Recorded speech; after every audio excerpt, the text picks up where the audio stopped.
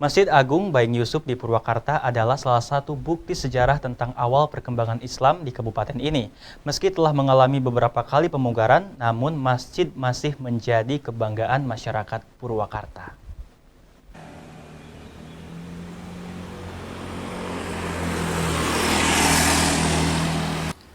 Inilah Masjid Agung Baing Yusuf yang terletak tepat di tengah jantung kota Purwakarta, tepatnya di Kampung Kaum sekitar kantor Bupati Purwakarta.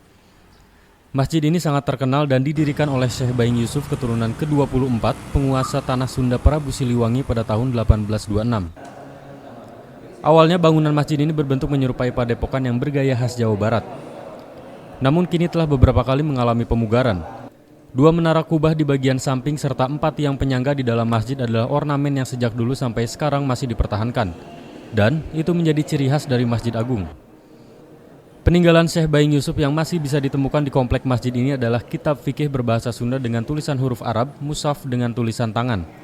Selain itu sebuah pedang panjang yang digunakan sebagai pegangan saat khutbah Jumat kala itu. Di masjid inilah Syekh Yusuf atau Baing Yusuf menyebarkan agama Islam di Purwakarta. Beliau melakukan penyebaran secara lisan kepada warga ataupun sekelompok orang yang belum sempurna keislamannya. Bahkan beliau mengajarkan para santri mengaji di pesantren di belakang masjid ini. Masalah sejarah Masjid Agung Baing Yusuf. Pertama-tama Baing Yusuf itu membangun Masjid Agung pada tahun 1826. 1826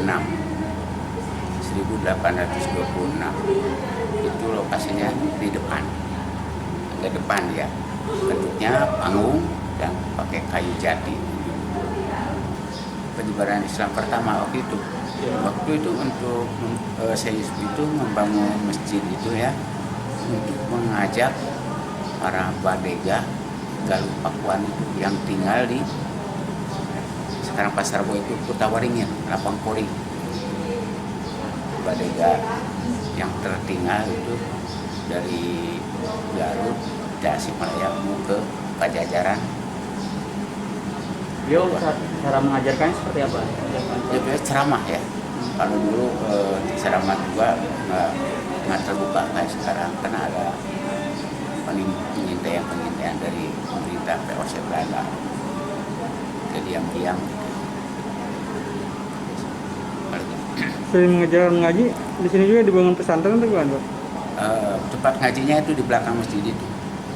Salah seorang muridnya itulah Syekh Nawawi Al-Bantani, Banten. Pengarang kitab Ya, pengarang kitab. Safina atau Jurumiyah? Ya. Syekh Nawawi Al-Bantani itu pengarang kitab Safina atau Jurumiyah? Safina Ya. Fikih berarti. Fikih Sunnah, tasawuf Sunnah. Haji, bangunan yang masih kokoh berdiri belum direnovasi dan peninggalannya apa aja ya di masjid ini? Peninggalan Syekh Yusuf waktu itu 1 pedang, 2 Quran ya.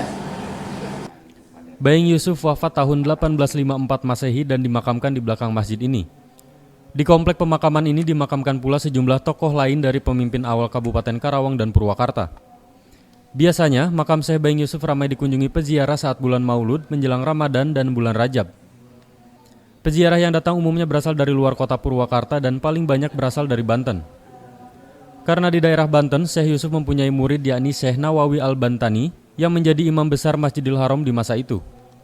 Di bulan Ramadan, selain sebagai tempat ibadah, Masjid Baing Yusuf juga digunakan sebagai tempat ngabuburit menunggu buka puasa.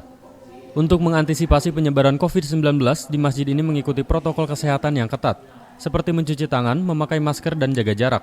Dadi Suryadi, Cipta TV.